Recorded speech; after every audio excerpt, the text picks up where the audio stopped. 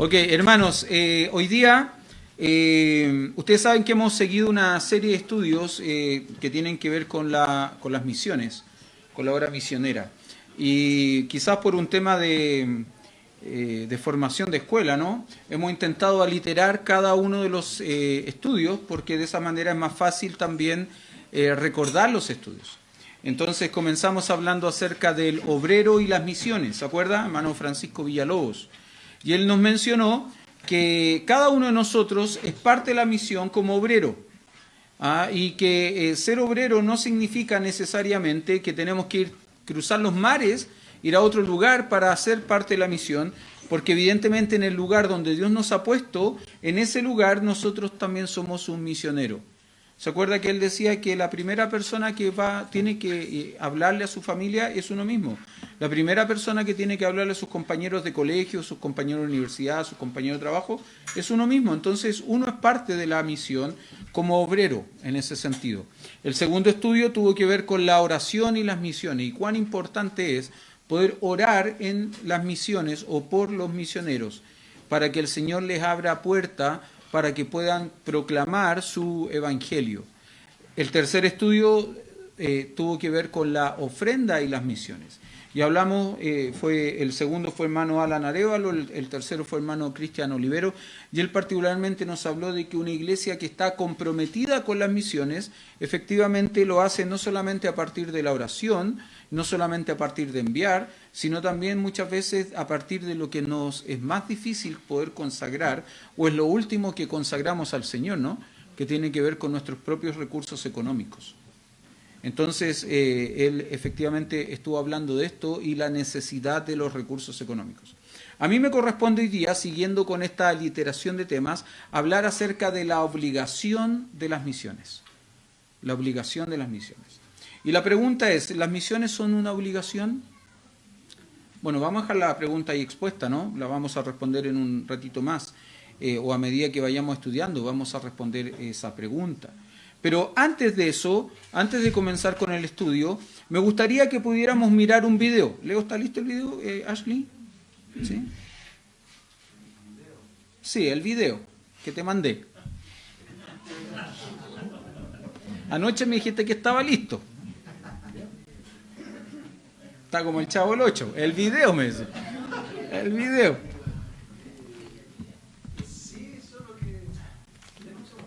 Ya. Anoche estaba, ya. Ay, Señor. ¿Qué vamos a hacer con él? Mari, por favor. Bueno, ¿cómo relleno? No puedo rellenar porque si relleno voy a explicar el video y el video se tiene que explicar por sí solo, entonces no puedo...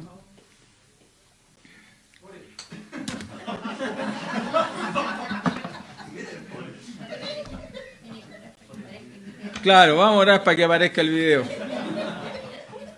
¿Vamos a orar para que aparezca el video o porque el Señor mande un rayo? Una de las dos. ¿Ah?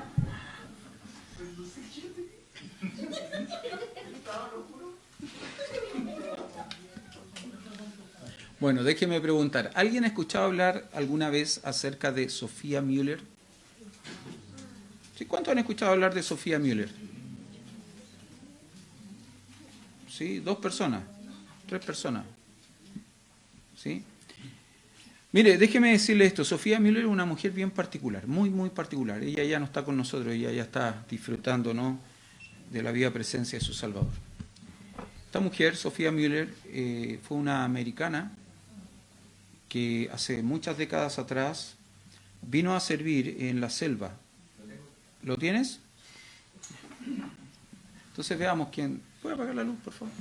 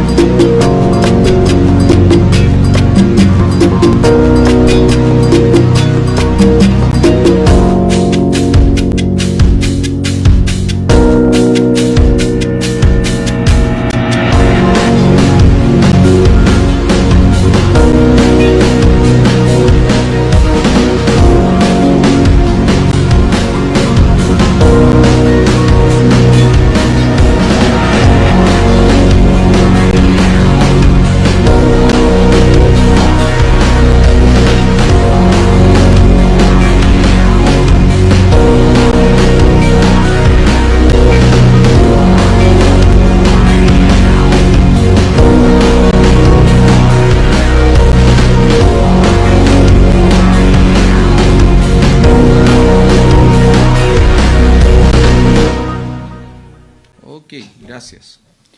Déjeme decir algo interesante acerca de Sophia Müller. Sophia Müller fue una mujer vinculada desde siempre, desde su conversión al Ministerio Palabra de Vida.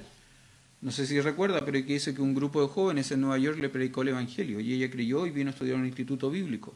Bueno, el hombre que le predicó el Evangelio y que la guió a la salvación se llamó Jack Wilson. ¿Quién fue Jack Wilson?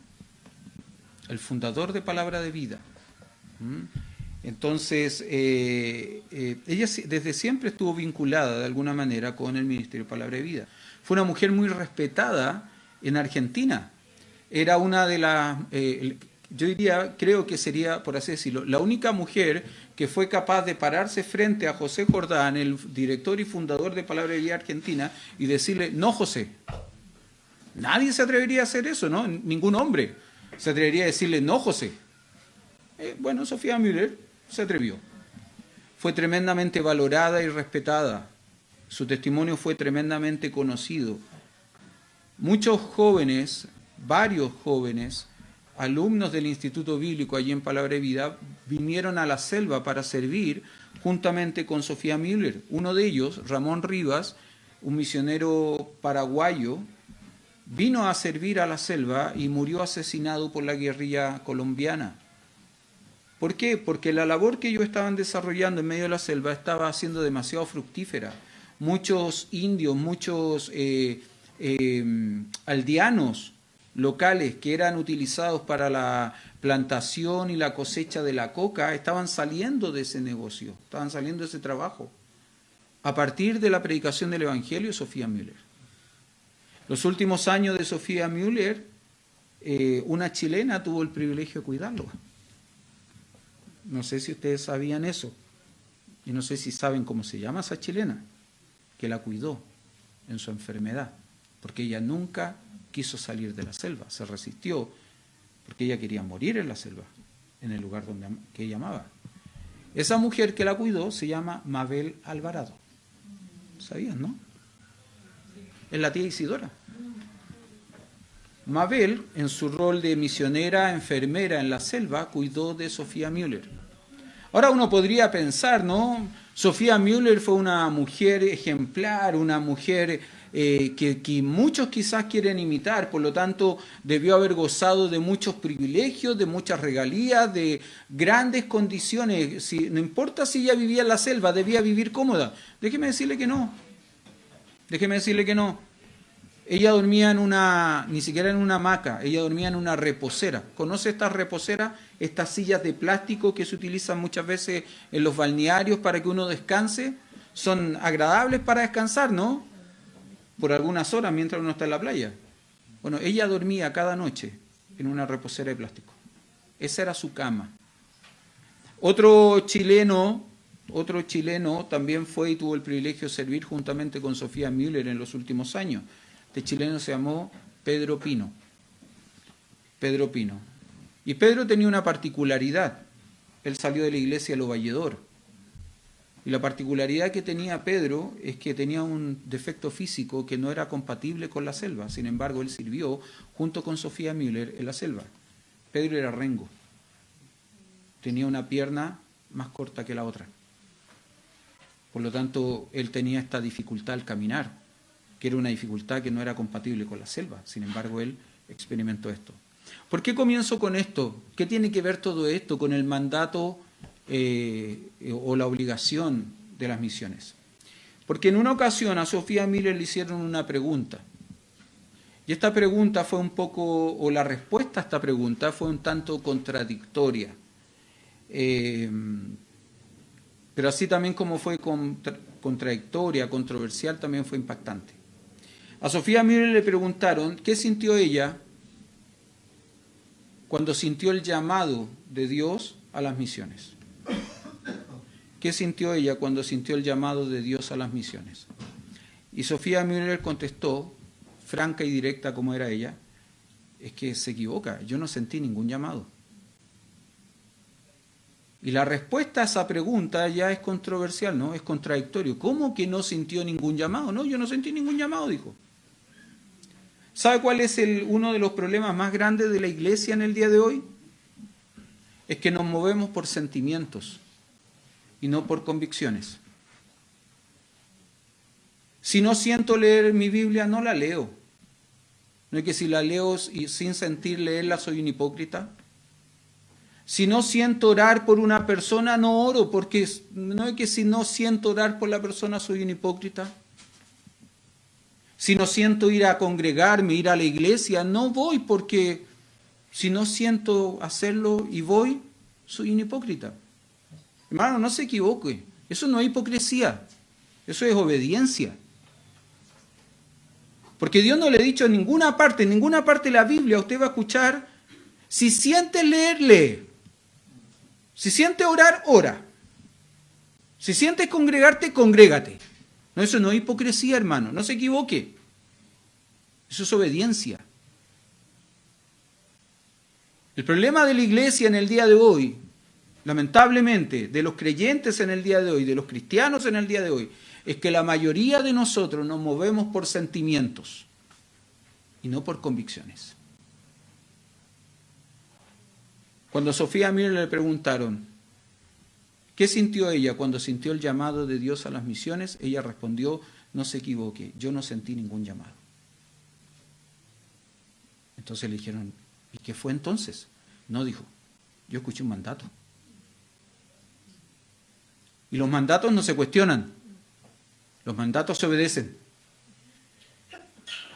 Los mandatos no se cuestionan, los mandatos se obedecen. Yo no sé si usted recuerda, pero hay una frase que a mí me quedó dando vuelta a la predicación de Alan, cuando él dijo que no hay nada más contradictorio que decir Señor no. Porque si es Señor, entonces siempre es sí, nunca es no.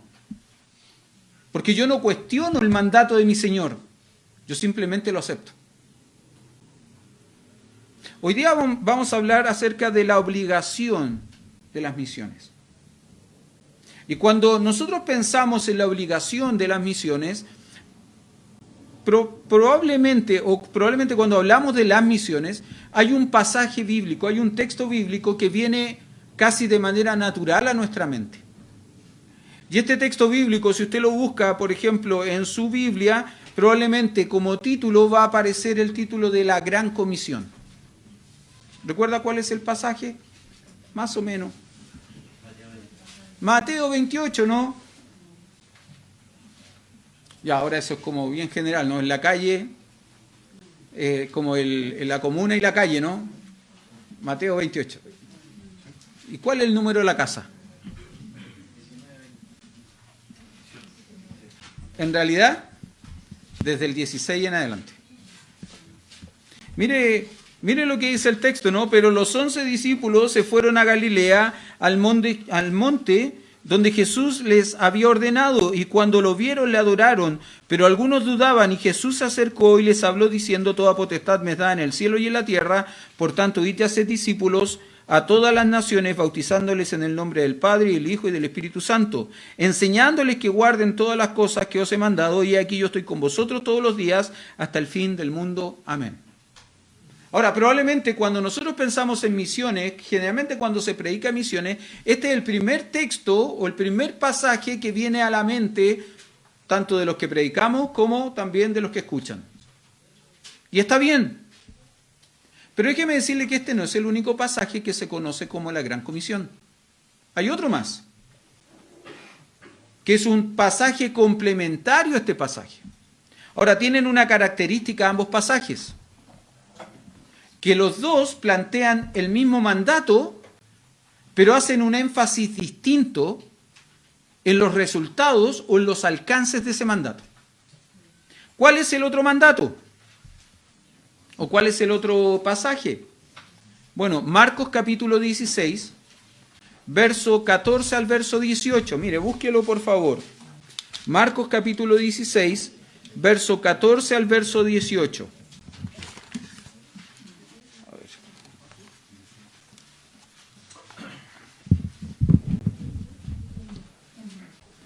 Marcos 16, verso 14 al verso 18. ¿Lo tiene? ¿Sí? ¿Amén? O bacán, en una versión más moderna. ¿Ah? Marcos 16, verso 14 al verso 18. Finalmente dice, verso 14, finalmente se apareció a los 11 mismos, estando ellos sentados a la mesa, y les reprochó su incredulidad y dureza de corazón, porque no habían creído lo que le habían visto resucitado, y les dijo, id por todo el mundo y predicad el evangelio a toda criatura. El que creyere y fuere bautizado será salvo, mas el que no creyere será condenado. Y estas señales seguirán a los que creen en mí, echarán fuera demonios, hablarán nuevas lenguas, tomarán en la mano serpiente, y si bebieren cosas mortíferas no les hará daño, sobre los enfermos pondrán sus manos y sanarán. ¿Se da cuenta que es el mismo mandato pero tiene un énfasis distinto? Ahora, lo vamos a ver en un ratito más, vamos a ver la diferencia, el énfasis. Pero creo que es bueno, decía cuando daba los avisos, creo que es bueno que de pronto definamos cosas. Por ejemplo, cuando hablamos de la Gran Comisión, ¿qué entendemos por la Gran Comisión? Algunos han dicho que la Gran Comisión se ha transformado en el tiempo, lamentablemente, en la Gran Omisión. Es aquello que la Iglesia ha dejado de hacer. Pero si nosotros entendemos qué es la Gran Comisión, lógicamente nos vamos a comprometer con ello. ¿Pero qué es comisión? Entendemos lo que es gran, ¿no? Cuando hablamos de gran, probablemente si usted piensa en algo grande, quizás ¿qué se le viene a la mente? Por ejemplo, yo hoy día pienso en algo grande. ¿Sí o no? Yo pienso en algo grande hoy día, más o menos 3:30 de la tarde, entre 3:30 y 6 de la tarde, algo grande. El que lee entiende, ¿no? ¿Así? Amén. Ya. Creo que todos nosotros entendemos en algo grande, ¿no? Por ejemplo, si usted va al McDonald's, ahí hay combos que son medianos, chiquitos y grandes. A mí me gustan los grandes. ¿Ah? A mí me gustan los combos grandes. Doble, cuarto de libra. ¡Oh, qué maravilla, más grande! Creo que ahora hay un triple. Con ese todavía no me atrevo, pero me gusta ese. Entendemos lo que es grande, pero ¿entendemos lo que es comisión?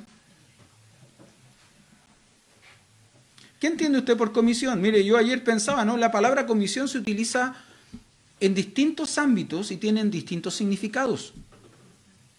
Por ejemplo, en los negocios, cuando uno habla de una comisión, algunos le llaman una coimisión también, ¿no es cierto?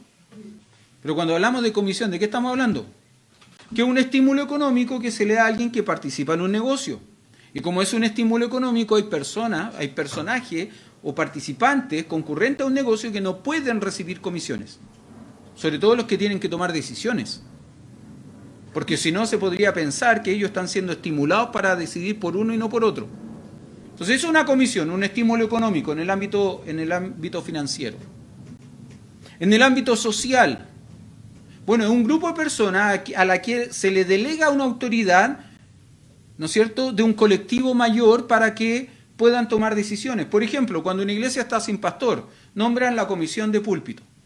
Y es un grupo de hermanos, ¿no es cierto?, que se reúnen con candidatos, que hacen las preguntas incómodas, ¿no es cierto?, que luchan con una persona, van conversando con una persona para traer al mejor candidato a la iglesia. No es toda la iglesia la que se reúne cada vez con el candidato. No, es una comisión. Entonces, ¿qué es lo que hace la iglesia con esta persona? Le delega la autoridad. En nuestros días, por ejemplo, probablemente usted ha escuchado, si ve noticias, ha escuchado que se ha mencionado mucho, se ha hablado mucho acerca de una comisión de expertos. ¿No es cierto? ¿Y qué es lo que es una comisión de expertos? O en el ámbito que es, básicamente, que como país deleguemos en personas que conocen del tema la elaboración de un nuevo proyecto de constitución política. Porque ya nos dimos cuenta que cuando no son expertos, pasa lo que pasó. ¿No es cierto? Entonces, como no queremos que se repita esto, no queremos personajes que lleguen disfrazados con trajes de dinosaurio. Ahora, esto es de lado y lado, ¿no? Porque de un lado iban disfrazados de dinosaurios, pero del otro lado agarraban a garabato los mismos constitucionales en conferencias de prensa. Entonces pasa de lado y lado. Para que no digan que me estoy inclinando para un lado. Estoy tratando de ser lo más objetivo. Bueno, hay una comisión de expertos, un grupo de personas que recibe un mandato de un colectivo mayor. Pero en el ámbito militar, que es una comisión, y no necesariamente también en el ámbito militar, también puede ser en el ámbito político, o aún en el ámbito laboral, una comisión de servicio, ¿qué es? Cuando una persona es mandatada para que vaya en representación de otro a hacer algo particular. Eso es una comisión de servicio, ¿no? Una comisión. Recibir un mandato. Ahora, ¿quién le da ese mandato? Alguien que tiene autoridad. Ahora, creo sinceramente que cuando nosotros hablamos de la gran comisión, definitivamente no es el ámbito económico.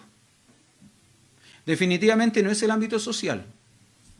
Creo que tiene más que ver con este ámbito militar, donde se delega una autoridad sobre alguien. Y creo que estos pasajes, los pasajes de Mateo 28 y el pasaje de Marco 16, tienen que ver con ese ámbito. Ahora, si no me cree, entonces acompáñeme a estudiar juntos estos pasajes. Y lo primero que necesariamente nosotros vamos a tener que considerar es la autoridad. Mire, esta predicación tiene 3 puntos, bien simples. Y se los voy a decir. La autoridad, el mandato y el alcance. Bien simple, se los menciono si usted los quiere anotar. La autoridad, el mandato y el alcance. Y ahí vamos a ir desarrollando la idea. Mire por favor, Mateo capítulo 28, verso 18. Mateo 28, 18. Dice lo siguiente: y Jesús se acercó y les habló diciendo: toda potestad me es dada en el cielo y en la tierra. Toda potestad me es dada en el cielo y en la tierra. Y si bien es cierto, la palabra potestad nosotros la podríamos definir o podríamos citar como palabra sinónima a la palabra potestad, podríamos citar las palabras derecho, autoridad, poder, lo que está bien. Potestad, ¿no es cierto?, en este texto significa eso, derecho, autoridad, poder, significa esto. Déjeme decirle que el alcance de la palabra en el texto original, en el lenguaje griego en que fue escrito este pasaje, es un poquito más amplio y específico, a su vez. La palabra en griego se usaba para describir particularmente la jurisdicción de un gobernante para ejercer su poder o autoridad. Los abogados presentes, por favor, se me ayudan. ¿Qué jurisdicción? O sea, ahí están, ahí se cruzan los brazos los dos, ¿ah? La facultad para conocer, resolver y ejecutar los juzgados. Ya. O sea, Lorenzo, te toca. Si un delito se comete en Antofagasta. Ah, ya, es otra cosa. Ya. Ven, que uno aprende en esto, po. ¿Ah? Claro. Explíquenme la diferencia entre competencia y jurisdicción. Esa es pregunta clásica. Porque en términos simples la jurisdicción tiene que ver con la facultad o el poder que tienen para hacer determinada cosa. Y la competencia es el lugar donde la puede hacer.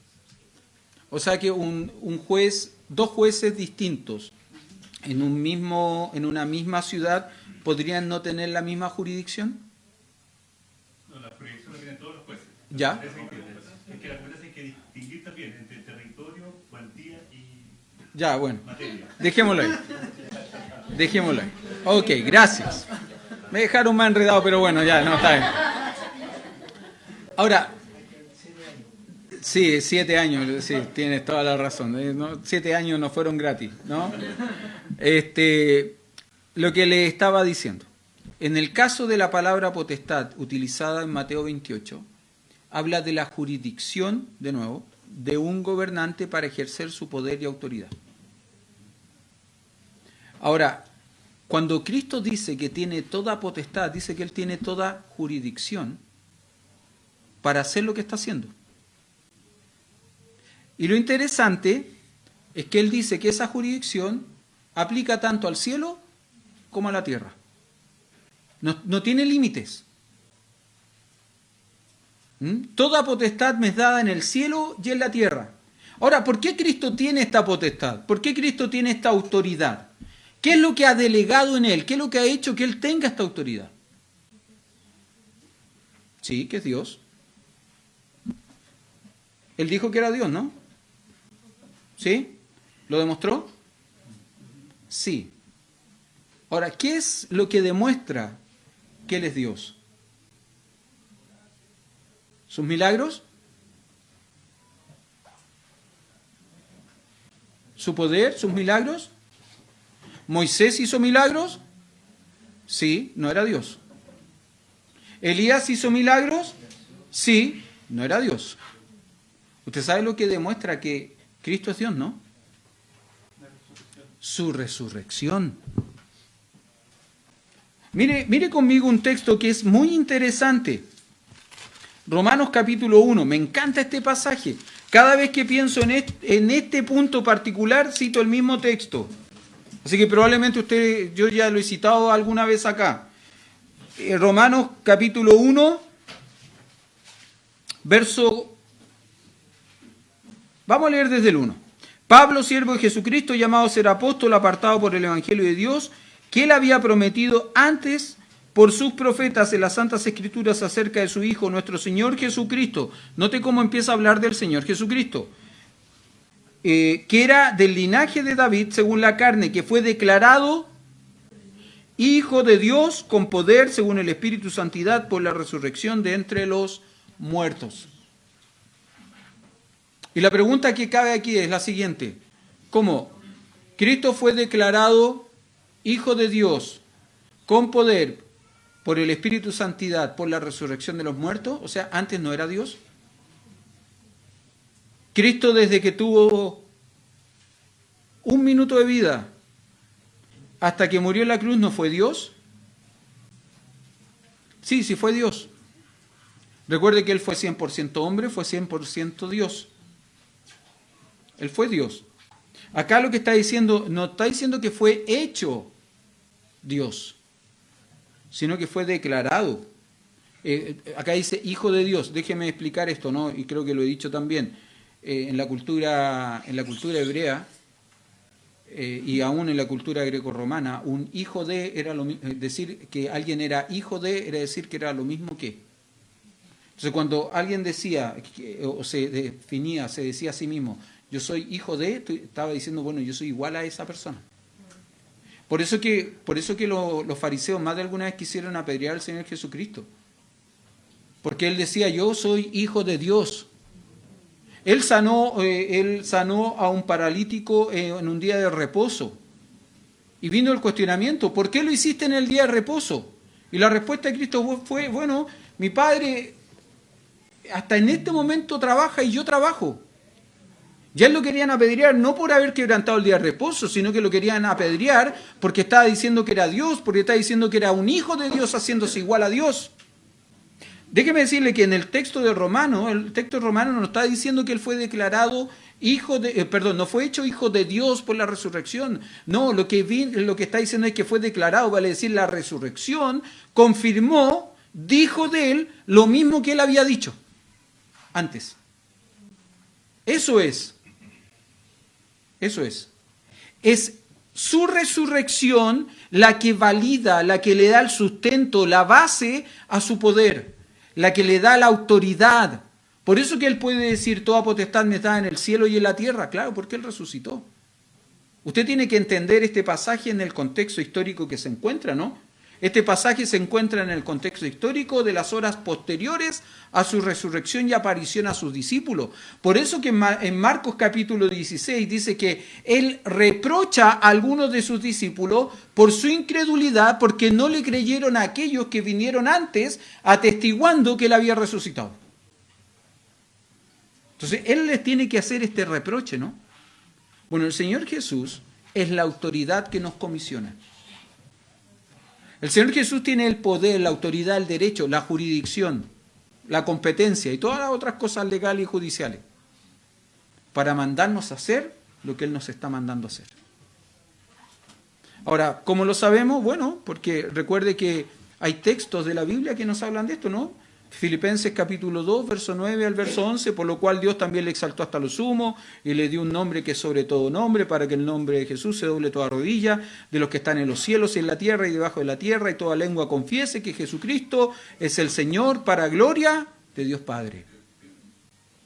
Él es la autoridad sobre la iglesia. ¿Se acuerda? Efesios capítulo 1, verso 19 al verso 22, cuando dice que Él es la cabeza del cuerpo y el cuerpo es la iglesia. Bueno, Él es la autoridad.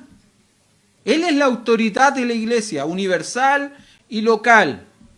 ¿no es cierto? Déjeme decirle esto. Yo no soy el que manda en la iglesia. Yo tengo autoridad, sí, pero tengo una autoridad que ha sido delegada por quien es la cabeza de la iglesia. Ahora, ¿por qué tengo esta autoridad delegada? Bueno, básicamente porque es la mejor manera de relacionarnos, ¿no? ¿Se imagina que cada uno de nosotros viniese diciendo es que Jesús me dijo tal o cual cosa? Pintemos el templo. Siempre pongo este ejemplo. Pintemos el templo. Ok, arco iris. Porque cada uno de nosotros, de acuerdo a su preferencia personal, Jesús le dijo, pinta del color que más te guste, ¿no? Bueno, pero en ese caso de la pintura, el tema es de los diáconos, no es mío, así que ahí me saco, ¿no es cierto? Entonces, definimos ya la autoridad, ¿no? Recuerde que una comisión en el ámbito militar o de autoridad tiene que ver para que haya una comisión, un mandato, tiene que haber una autoridad. Ya definimos quién es la autoridad, quién está mandando. ¿Quién manda en la gran comisión? Cristo. Ahora veamos el mandato. Consideremos el mandato. Mateo capítulo 28, verso 19 dice, por tanto, id. Por tanto, id. ¿Por tanto qué? Por tanto, la autoridad que se nos menciona en el verso 18, toda potestad me es dada en el cielo y en la tierra, por tanto, esa autoridad, id. Ese es el mandato. Y ese mandato también se reitera en Marcos, capítulo 16, verso 15, donde el Señor Jesús también le dice a sus discípulos y les dijo, id. Id. Ese es el mandato, id. Id. Sí, ¿lo encontraron todos? ¿Sí? Mateo 28, 19 está establecido por primera vez, está establecido el mandato ahí en Mateo, y Marcos 16, 15 también está establecido el mandato ahí en Marcos. Ahora, déjeme hacer una pequeña precisión gramatical en este punto. Y esto a veces es un poco enredado de entender, pero es necesario explicarlo, porque cuando lo explicamos y lo entendemos, de alguna manera nos cambia el sentido del mandato. Nos cambia el sentido del mandato. ¿Cuál es la precisión gramatical que necesito hacer? La palabra id. La palabra id es un verbo que en el texto original está conjugado de manera pasiva. ¿Y qué significa que el verbo esté conjugado de manera pasiva? Básicamente significa que la acción o la responsabilidad de la acción no recae sobre quien la ejecuta, sino que recae sobre un agente externo que hace que esa acción se ejecute. El Señor Jesús a todos nosotros nos está diciendo, id. Se lo dice primariamente a los discípulos, ¿no?, del primer siglo, pero por extensión nos llega a nosotros, que somos la iglesia, que somos los discípulos, que fuimos alcanzados por el testimonio de ellos. ¿Se acuerda cuando él ora en Juan capítulo 17 y él dice, no solo oro por estos, sino también por los que vendrán después por el ministerio de estos? Bueno, nosotros somos eso. Entonces, el Señor Jesús le dice a sus discípulos en el primer siglo, id, pero también nos dice por extensión a nosotros, id. Y ese verbo, como dije, está conjugado de manera pasiva. ¿Qué significa? Que la responsabilidad de esa acción no recae sobre nosotros. ¿Sabe sobre quién recae? Sobre quién mandó. Y esto es interesante, súper interesante de pensar.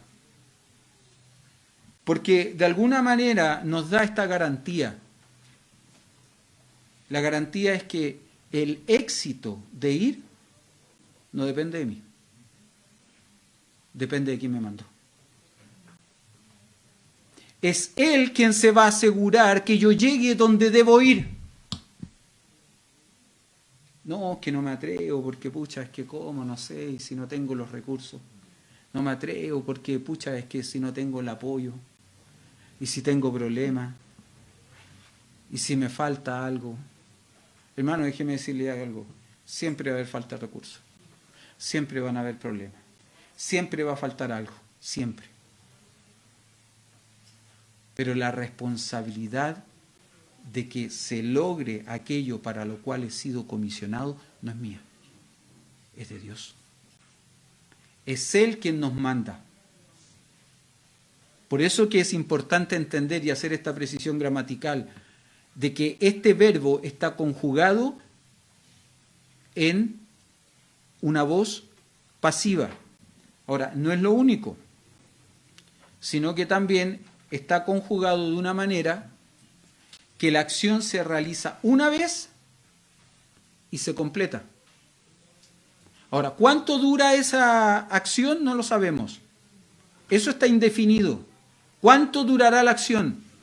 Por eso que en un sentido, el id no es algo que hago hoy día y ya mañana quedo liberado, no necesito seguirlo haciendo. Comienzo a ir hoy día y sigo yendo mañana. Y pasado, y así por siempre. Recuerdo, no sé si se acuerda, pero hermano Víctor Ramírez tenía una expresión, una frase que decía que en la obra del Señor no hay cesantes ni jubilados. No, que yo ya hice mi parte, yo ya hice mi labor en la obra de Dios, así que estoy eximido. Ahora que lo haga otro. No, es que le vamos a dejar paso a nuevas generaciones.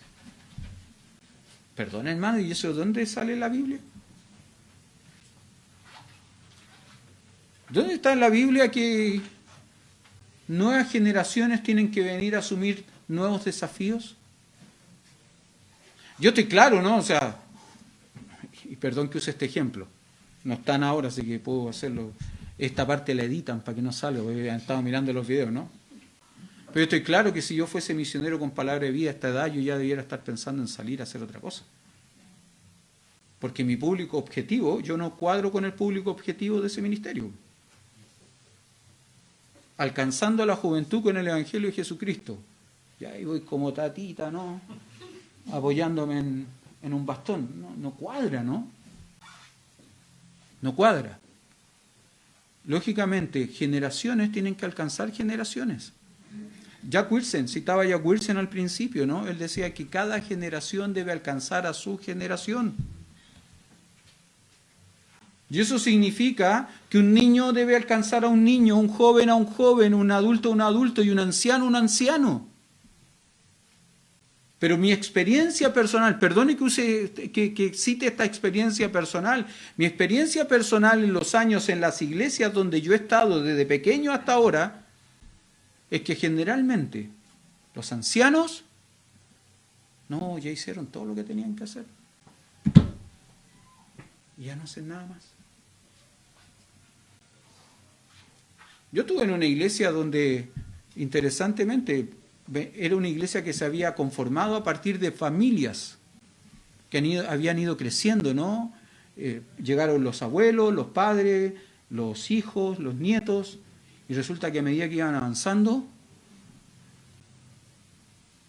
los varones no llegaban a la iglesia, los ancianos varones no llegaban solo las hermanas. Y cuando uno visitaba a los ancianos, no, es que ellos ya no. Hay que darle paso a nuevas generaciones, ellos tienen que hacer las cosas. No aparece eso. No aparece eso. Es más, aparece el ejemplo de un tremendo hombre de Dios llamado Caleb, que con más de 80 años de vida fue a reclamar su monte. Y fue cuando estaban dividiendo la tierra, fue y dijo, ya, ¿dónde está mi pedazo de tierra que tengo que ir a conquistar? Quiero ese monte. Y partió a conquistar el monte y lo conquistó. Ahora, él tenía un carácter particular, ¿no?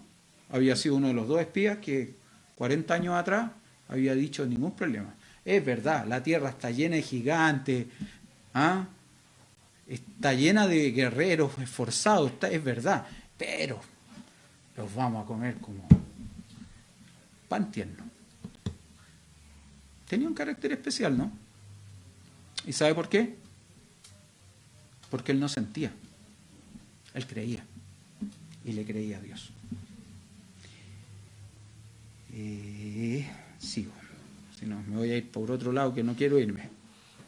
Ahora, déjeme decirle esto. El hecho, de nuevo, el que id esté conjugado en una voz pasiva es un tremendo desafío para nosotros y un tremendo respaldo. Nosotros tenemos que pensar, ¿no es cierto?, que hemos recibido la comisión de ir y que como agentes pasivos solo nos debemos disponer a ir.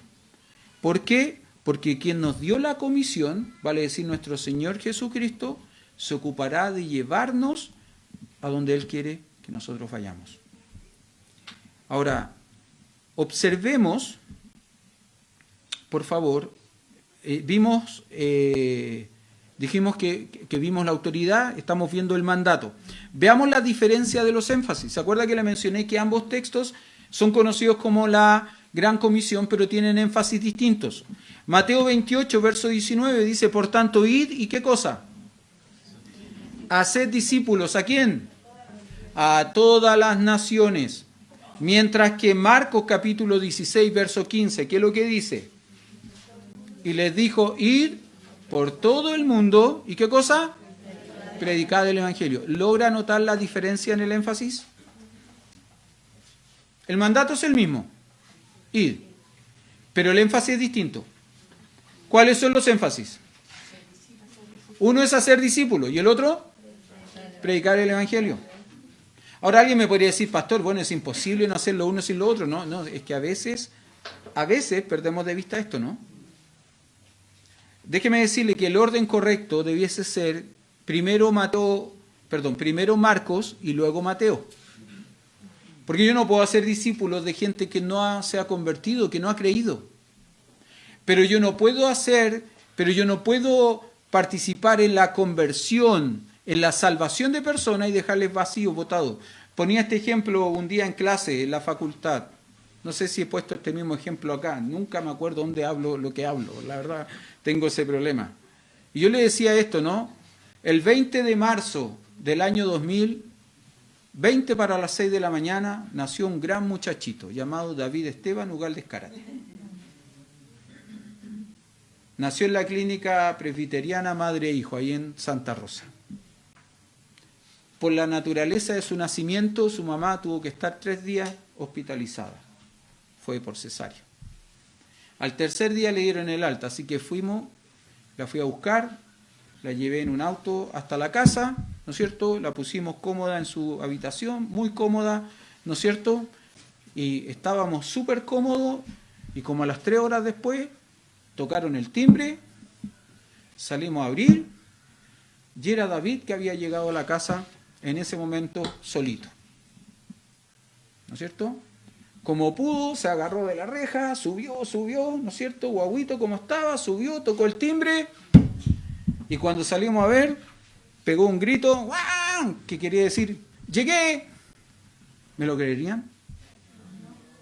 ¿Por qué no? ¿Ah? Porque un bebé no puede hacer eso, ¿no es cierto? Pero fíjese qué interesante. Porque muchas veces en el evangelismo hacemos exactamente lo mismo. Compartimos el evangelio con una persona, esa persona toma decisión por Cristo, se convierte y ahí quedó. No nos preocupamos de llevarla a casa. No nos preocupamos de criarla, no nos preocupamos de educarla. Somos padres irresponsables, entre comillas, ¿no? Como el padre irresponsable que va engendrando hijos y dejándolos solo a su suerte con su mamá. Que se cría la que te criaste nomás.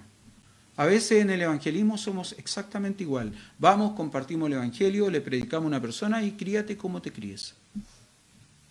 No nos aseguramos de que esa persona se involucre con una iglesia de sana doctrina, donde pueda crecer, donde se pueda desarrollar, donde pueda madurar, donde pueda servir. No, que quede ahí. Total, ya es salva. Y perdón, ¿quién le dijo que era salva? Es que hizo una oración. ¿Y las oraciones salvan? No. Hermano, un verdadero creyente, un verdadero hijo de Dios, crece en su fe. Y eso es lo que hace el Señor Jesucristo. Este es el énfasis que Él pone, estos dos énfasis distintos. Por un lado le dice a los discípulos, id por todo el mundo y predicad el Evangelio a toda criatura. Pero el paso inmediato, siguiente, es lo que dice en Mateo 28, 19. Por tanto, id y haced discípulos a todas las naciones. Hagan discípulos. Ahora es interesante, porque siempre pienso que el Señor Jesucristo, como nos conoce bien, sabe que si nos da la libertad de hacer lo que nosotros queremos, haríamos cualquier cosa menos lo que debemos.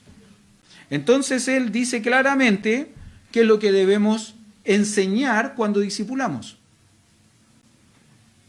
Verso 19, por tanto, id y haced discípulos a todas las naciones, bautizándolo en el nombre del Padre, el Hijo y el Espíritu Santo. Verso 20, enseñándoles que guarden todas las cosas que os he mandado, y aquí yo estoy con vosotros todos los días hasta el fin del mundo. ¿Debo enseñar lo que a mí se me antoja, lo que a mí se me ocurre? No. Lo que el Señor Jesús había enseñado. Ahora, ayer pensaba, ¿no? ¿Qué es lo que el Señor Jesús enseñó? Un mandamiento nuevo os doy, que os améis los unos a los otros. Eso es algo que deberíamos enseñarle a un no creyente, ¿no?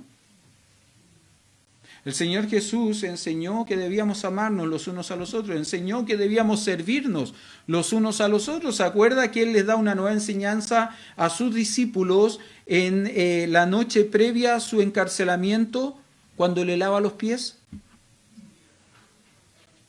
Servicio, ¿no? Sirvámonos lo uno del otro. Pero ¿sabe? Quizá una de las enseñanzas más grandes que dejó el Señor Jesucristo tiene que ver con el perdón. ¿Y sabe de dónde lo hizo, no? Desde la cruz.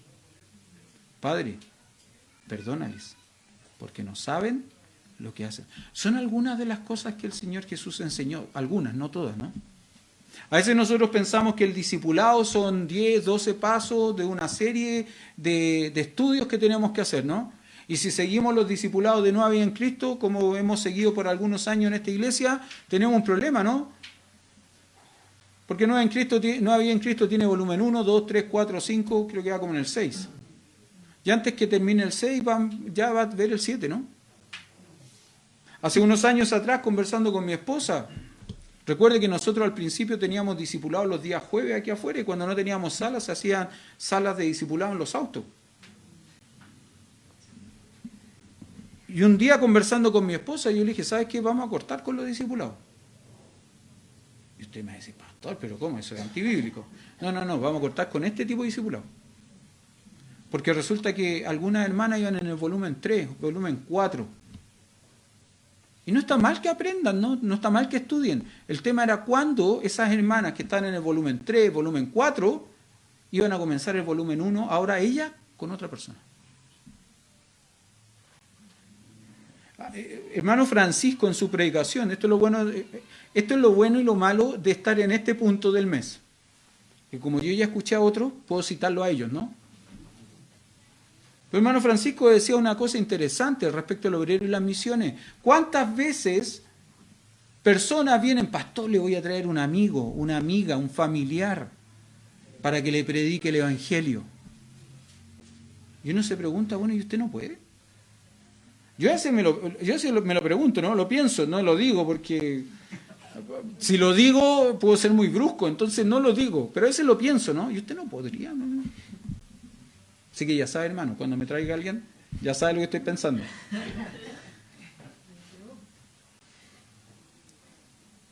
Mire, si todos nosotros tenemos parte en esto, pues.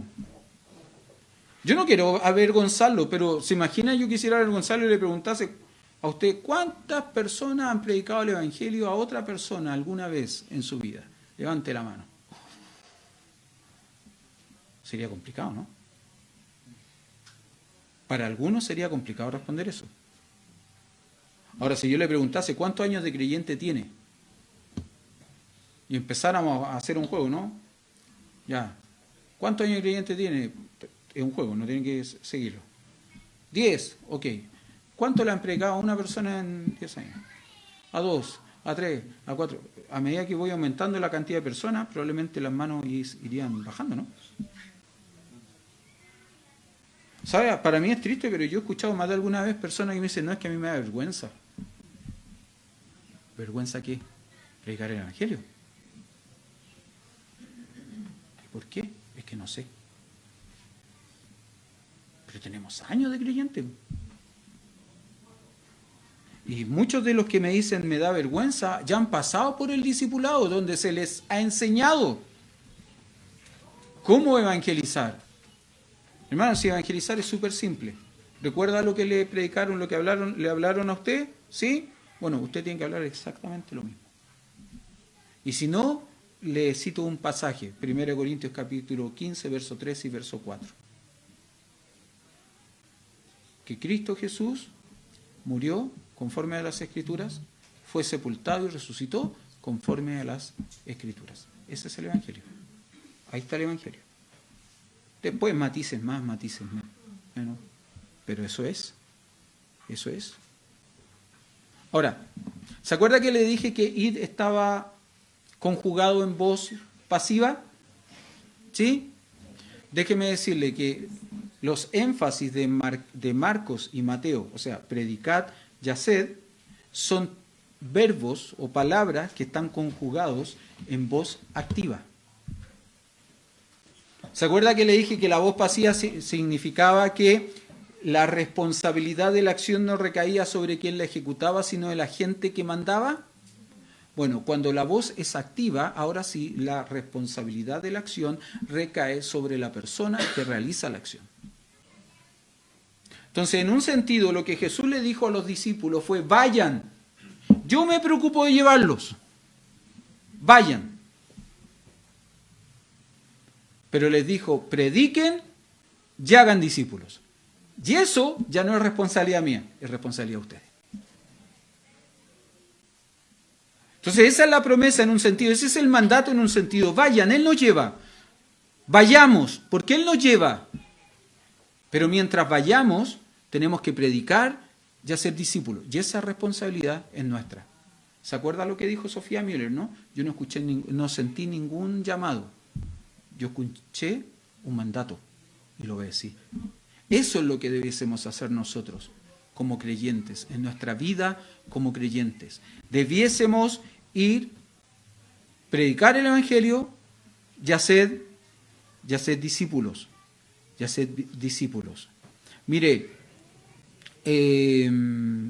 voy a seguir, sigo acá. Leo, necesito la ficha de la organización. Cuando yo te diga. ¿Ya? Ya. Esta semana, justamente... No, esa no, po. Estaban probando. Esta semana estuve conversando con algunos misioneros, con algunas personas involucradas en misiones, desde el punto de vista de ser directivos de una organización misionera, de haber participado en alguna organización misionera o estar sirviendo directamente como misionero. Y les estuve preguntando, ¿no? Acerca de cuál es la labor, cuál es la función de una organización misionera. Y la labor, o ellos llegaron a la siguiente conclusión. Casi todos citaron exactamente lo mismo. Me dijeron que una organización misionera es básicamente una organización que se enfoca en facilitar el envío de personas al campo misionero, que lleguen a un lugar determinado, pero también se enfocan en el cuidado de esas personas que están en el campo misionero en tres ámbitos particularmente: su cuidado espiritual, su cuidado emocional, pero también su cuidado económico. Esas son básicamente las funciones de una organización misionera. Ahora, déjeme volver atrás, porque ahora me acordé. ¿Por qué esto? Porque el mandato es ir, predicar el Evangelio, ir a ser discípulos. ¿Sí? Y a veces nosotros, en un error que tenemos respecto de misiones, pensamos que las misiones es algo que se hace al otro lado del mundo, o fuera de nuestro alcance geográfico. En un sentido sí, pero eso no es la realidad concluyente. ¿Por qué? Porque, entre otras cosas, la palabra id, que utiliza el Señor Jesús en Marcos y en Mateo, se podría traducir también como yendo. Yendo. Ahora, si nosotros cambiamos la palabra id, y haced discípulos, id y predicar el evangelio por yendo, y haced discípulos, yendo, predicar el evangelio, ¿sabe lo que estamos diciendo, no? Que nosotros no tenemos que esperar a llegar al lugar donde fuimos enviados para comenzar, sino que mientras vamos, lo vamos haciendo. Esto es como que una persona fuese comisionada para ir a la India a ser misionero. Y él espere a llegar hasta Bangladesh, establecerse en Bangladesh para poder comenzar con su obra misionera. No. El hombre que entiende su rol, su función dentro de la obra misionera, ¿sabe lo que hace, no? Le predica al taxista que lo va a buscar a su casa para llevarlo al aeropuerto. Le predica a la gente, porque en el aeropuerto no pasamos directo al avión, ¿no? Nos tenemos que quedar un ratito en una sala de espera. Le predica a la gente que tiene a su alrededor en la sala de espera. Y cuando se sube al avión, le sigue predicando a los pasajeros y le predica a la azafata y al personal de servicio, ¿no? Eso es lo que hace un verdadero misionero. Entiende que él mientras va, ya va haciendo la misión. Muchas veces nosotros no entendemos eso. Y esperamos ser enviados, quizás a dónde. Llegar quizás a dónde, para ahí hacer la misión. No, hermano, así no funciona la cosa. Así no funciona la cosa. Bueno, como le dije, estuve preguntándole a algunos hermanos misioneros, a algunos hermanos, acerca de qué es una organización misionera. Y ellos me hablaron de esto, alguien que se preocupa de ayudar o facilitar que personas salgan al campo misionero, se establezcan en lugares para poder servir, pero también se preocupa de cuidar espiritual, emocional y económicamente a los misioneros. Cuando hice esto, recordé un asunto, y es que dentro de nuestros estatutos como iglesia, nosotros tenemos un punto que habla de las misiones. ¿Se ha acordado usted de eso? ¿No? ¿Leyó los estatutos alguna vez? Ya, no importa. No importa. Ahora sí, Leito, por favor. Mire, déjeme mostrarle. Eso, gracias. Dice, yo voy a ir leyendo, lo tengo acá, tú vas avanzando, ¿ya? Dice, título 4, programa misiones, artículo 25 de las misiones. Así dice, ¿no? Bien estructurado, bien legal. ¿Ah? Se entiende por misiones el ministerio de proclamar el evangelio fuera de los esfuerzos de la iglesia local. Nosotros tenemos que entender eso, ¿no? Que las misiones son todo esfuerzo, todo alcance que nosotros hagamos más allá de los límites de nuestro entorno como iglesia, ¿sí? El programa misionero de esta iglesia, se basará en mantener a hombres y mujeres de Dios enviados por Dios a proclamar el evangelio. La iglesia apoyará a misioneros cuya base se encuentra preferentemente dentro de la región metropolitana de Santiago. Esto servirá para disminuir el tiempo y los gastos asociados con el levantamiento de sustento y permitirá que el misionero comparta más efectivamente con la iglesia durante su tiempo dentro del país. Todos los misioneros apoyados por la iglesia deben estar de acuerdo con nuestra declaración doctrinal. La base mínima de sustento mensual será determinada por la iglesia en la reunión administrativa ordinaria. Déjeme hacer algunas precisiones a esta declaración que hemos hecho como iglesia. Primero, el programa misionero de esta iglesia se basará en mantener a hombres y mujeres de Dios enviados por Dios a proclamar el evangelio. Una vez conversaba con el pastor John Sharp y él me decía lo siguiente: hay iglesias en Estados Unidos que han definido que ellos solo van a apoyar a misioneros que funden iglesias. No van a apoyar a personas que vayan a otro lugar que no cumplan este rol. Pero es que yo quiero ir como profesor en una escuela. No te vamos a apoyar. No te consideramos un misionero. Es que yo quiero ir a participar en una facultad teológica, en un seminario teológico, en un instituto. No te vamos a apoyar. Mire, nosotros como iglesia vamos a apoyar, y de hecho lo hacemos, ¿no?, a ministerios que son parte de la familia misionera de nuestra iglesia, que no necesariamente están dedicados única y exclusivamente en la fundación de iglesias. Crece no es un ministerio que funde iglesias, pero entendemos que es un ministerio que alcanza con el Evangelio de Jesucristo a las mujeres que vienen como usuarias de ese ministerio. Por eso que queremos apoyarle. Apoyamos a la facultad, no porque entendamos que la facultad funde iglesias, porque no lo hace, pero prepara participa en la formación de personas que al día de mañana van a servir, ¿no es cierto?, en el ministerio.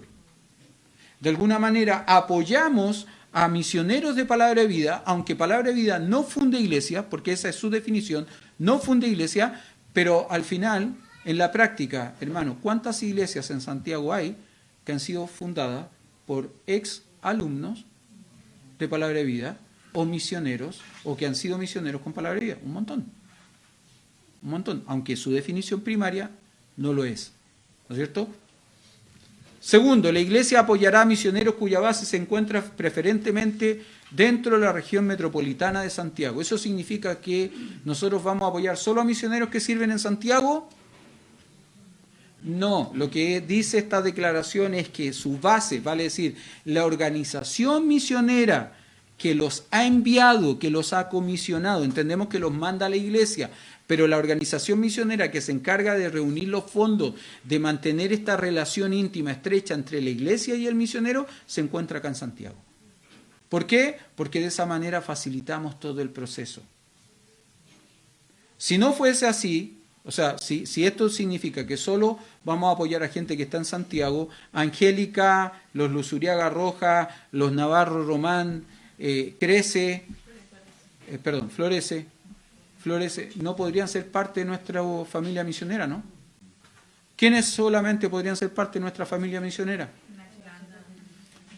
Ignacio y Carmen y la facultad. Ahora, no estamos diciendo solo vamos a apoyar misioneros que están acá, no estamos diciendo eso. Lo que estamos diciendo es que vamos a apoyar a misioneros preferentemente. ¿Tenemos misioneros que no tienen agencias misioneras? ¿Sí o no? Sí. Y se nos dificulta la relación con ellos. Tener una relación fluida, una comunicación fluida con ellos, se nos dificulta. Sigamos.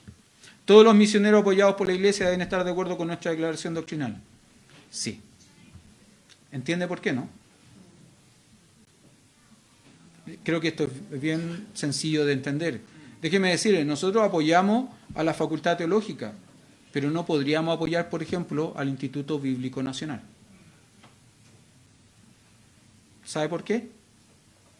No. El Instituto Bíblico Nacional es el Instituto Bíblico Pentecostal. Entonces no podríamos apoyarlo porque no creemos lo mismo. Eso no quiere decir que yo no pueda saludarme con un pentecostal, porque me saludo y tengo afecto y tengo respeto por muchos de ellos. Pero no les voy a invitar a predicar a la iglesia porque no me voy a arriesgar a que vengan y enseñen algo que nosotros, o que yo particularmente como pastor no creo, porque me arriesgo a que él salga del púlpito y yo tenga que pararme acá para decir, ¿sabe qué? Todo lo que dijo el hermano, muy bonito, pero no estoy de acuerdo. Entonces, se entiende, ¿no? Hermanos, nosotros tenemos un mandato. Ese mandato está basado en una autoridad, Jesucristo. Tenemos un mandato, ir, predicar el Evangelio, ¿no es cierto?, a toda criatura. ¿Sí? Me confundo ahí. Toda criatura. Ir y hacer discípulos a todas las naciones. Ese es el mandato que tenemos. Ahora, lo bueno de este mandato es que depende en una parte de mí y en otra parte no depende de mí. El ir no depende de mí, depende de quién me manda. Él me lleva. Pero el hacer lo que tengo que hacer una vez que voy, depende de mí. Pero no solamente esto, también tenemos un alcance. Llevo casi un mes sin predicar, entonces... Pero prometo que con esto termino. El alcance. ¿Cuál es el alcance? Bueno, Mateo 28, 19 nos dice, ¿no?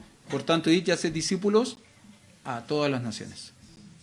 Y Marcos 16, 15, y les dijo, id por todo el mundo y predicad el Evangelio a toda criatura. ¿Cuál es el alcance? Todas las naciones, todo el mundo, todo el mundo. Déjeme decirle esto, el Señor Dios cuando elige a Israel como su pueblo adquirido, su pueblo elegido, ¿no es cierto?, lo hace con un propósito, que la nación de Israel fuese luz a las naciones, para proclamar su gracia, su justicia, su verdad, su amor. Lamentablemente la nación de Israel se sintió tan cómoda, tan segura en esta elección de parte de Dios, que fue ¿qué fue lo que hizo? Lamentablemente despreció al resto de las naciones. Y usted va a ver en los evangelios que más de alguna vez hubieron términos bien fuertes, ¿no? ¿Se acuerda del publicano, no? Gracias porque no soy, y empieza a enumerar las cosas que no soy, pues, como cosas despreciables. Y una de las cosas despreciables que él dice, porque no soy gentil. O sea, no soy parte de otras naciones. Isaías le dice a la nación de Israel, Isaías 49:6, dice: poco es para mí que tú seas mi siervo, para levantar las tribus de Jacob y para que restaure el remanente de Israel. También te di por luz de las naciones, para que seas mi salvación hasta los postreros de la tierra. Es Dios hablándole a la nación de Israel, para que seas luz a las naciones y para que seas mi salvación hasta los postreros de la tierra. Ahora, fíjese que interesantemente en el primer viaje misionero de Pablo y Bernabé, ellos se encuentran en una ciudad gentil llamada Antioquía Pisidia, donde hay una sinagoga judía. Y cuando ellos empiezan a predicar, los judíos vienen a confrontarlos, vienen a reclamarle, ¿por qué están haciendo eso? Y ellos, Pablo y Bernabé, citan precisamente el mismo texto, confrontando a los judíos. Y le dicen lo siguiente, ¿no? Se acabó. No importa. Hechos capítulo 13, 46 al 49. Entonces Pablo y Bernabé, hablando de nuevo, dijeron: a vosotros a la verdad es necesario que se os hable primero. Corta esa cosa, por favor. Hable primero la palabra de Dios, más puesto que la desecháis y no juzgáis digno de la vida eterna, y aquí nos volvemos, dice Pablo, a los gentiles. ¿Ustedes no quieren lo que estoy enseñando? Ok, no importa, nosotros nos volvemos a los gentiles. Y citan el texto: porque así nos ha mandado el Señor, diciendo: te he puesto para luz de los gentiles, a fin de que seas para salvación hasta lo último de la tierra. Citan el mismo pasaje. El rol de la nación de Israel era hacer esto, una luz a los gentiles. Pero ellos se creyeron el cuento. En buen chileno, se creyeron, dejémoslo ahí, para que no me recuerde. Ya. Usted sabe que la religión hebrea permitía que gentiles viniesen a practicar la religión. ¿Sabía eso, no? Ahora, ¿cómo se le llama a esos practicantes de la religión hebrea en el Nuevo Testamento? Prosélitos. Pero los prosélitos tenían una característica. Ellos tenían que venir a practicar la religión a la nación de Israel. Por eso que en el templo existía lo que se llamaba el patio de los gentiles, que era el único lugar donde los gentiles podían llegar para ofrecer su adoración. Ellos no tenían libertad de acceso en el templo. No, solo tenían un patio donde podían llegar, el patio de los gentiles. Y ese patio de los gentiles se había convertido en el lugar de venta. Es ahí donde el Señor Jesús azota cuerda 2 veces y da vuelta a la mesa a los cambistas 2 veces, una al principio de su ministerio y una al final de su ministerio. Es en ese lugar. Cuando Jesús le dice a sus discípulos: id y predicad el Evangelio, id y haced discípulos, ¿sabe lo que está haciendo, no? Le está cambiando el paradigma, el pensamiento. Ellos están acostumbrados que siempre vinieron donde ellos, como nación, para practicar y para involucrarse en la religión. Ahora Él está diciendo: no. Ahora ustedes salgan, ustedes vayan. Eso es lo que le está diciendo. Le está cambiando el paradigma, el pensamiento. Y eso es lo que nos dice a nosotros. ¿Sabe cuál es el problema de la iglesia, no? De nuestros días. Es que la iglesia se ha acostumbrado a que la gente venga.